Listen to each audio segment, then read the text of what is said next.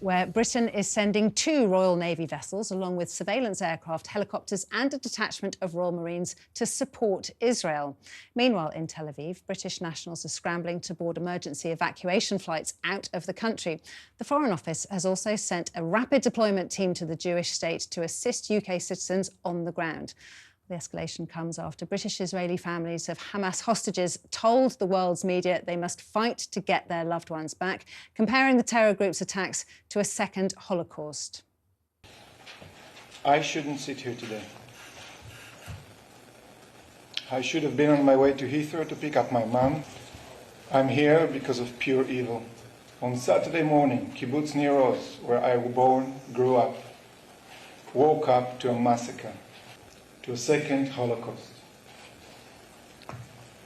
They've been gassed, burned, butchered, slaughtered, killed, and kidnapped. Mostly young kids and old elderly people. They burned the place to the ground, shot the dogs, nothing left. Well, meanwhile, Israeli forces continue to bombard Gaza with airstrikes, vowing to deprive the enclave of electricity and water until all hostages have been released. Meeting US Secretary of State Antony Blinken earlier, Israeli Prime Minister Benjamin Netanyahu described Hamas as the enemy of civilization and promised to crush the terrorists. I think that press conference, the Bring Them Home press conference, really does bring it home, as in it tells the human story of what we've been talking about since Saturday morning, of the horror. And we've now got this situation where you have the international diplomacy effort with Antony Blinken talking to Benjamin Netanyahu.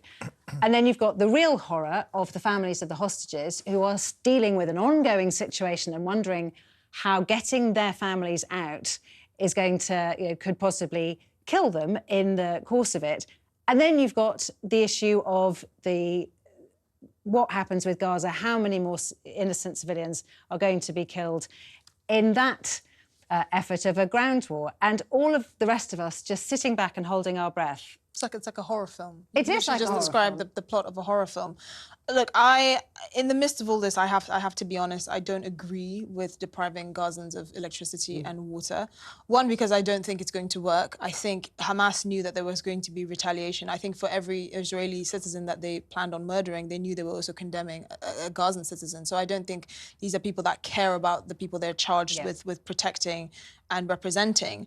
I also think it's going to further radicalize, a group of people against the Israelis. Over half the population of Gazans are under 18. This is all they've ever known. I really don't see how this is going to further any sort of cause that would be beneficial to the Israelis or the Palestinians.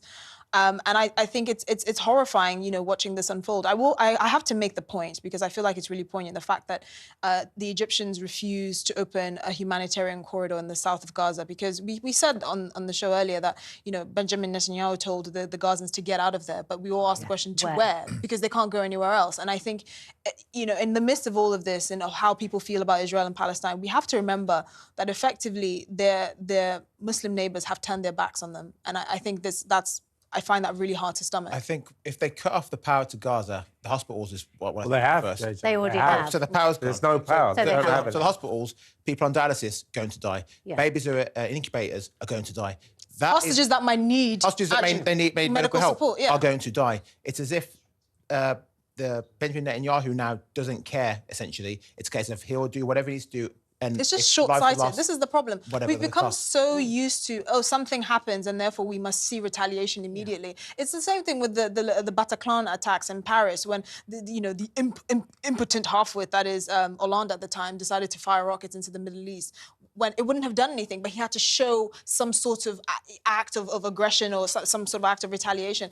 It is, Israelis are used to this sort of conflict. We need to be sensitive. This is apart from the Holocaust, this is the worst thing they've ever suffered. And you cannot deprive the Israelis and Netanyahu of the urge for What has this revenge. achieved? They are going to take awful revenge. I know what you're saying, but you cannot blame the Israelis. And I'll tell you what they're going to do to Gaza. They're going to turn it into a car park. It's really, really worrying what's going to happen, because the wrath and the lust for revenge on the part of Israel knows no bounds. And Netanyahu's already showing this. There are already 300,000 Gaza Strip people who've lost their homes. There are 2.3 million people squeezed into a 32-mile stretch of land without power, without water, without food, as you say, hospitals. This is only just the beginning. They haven't even invaded but the yet. problem is, as Esther just said, what are you going to do? Yeah. They're going to flatten it. They're going to flatten it, and then what will And then happen? achieve and what? then what will be achieved? You can't No, really, because you I understand what you're saying, but you can't really expect Israel to be No, going, oh, let's think of the long term. No, we can let's expect be them reasonable. to be sensible, though, because No, at the end of the day, I don't think you necessarily this can. doesn't do Where anything. will it? But where does it go from here, Kevin? I mean, They the don't problem care is at the moment. Well, I know they don't care at the moment, but the problem is that the world waits with bated breath, because will this go into a wider Middle East? Oh, well, I think almost certainly. Well, but that's why we're talking I still about stand with whether... Israel. Simple as that. I think we all stand It's with not Israel. about that, Kevin. Yeah, It's well, not as let's though... not- No, let's all not we're trying order to them say to is show that you have to restraint look then. at... I'm just saying you have to look at the other side of Yeah, well, this. they and won't be look doing at... that.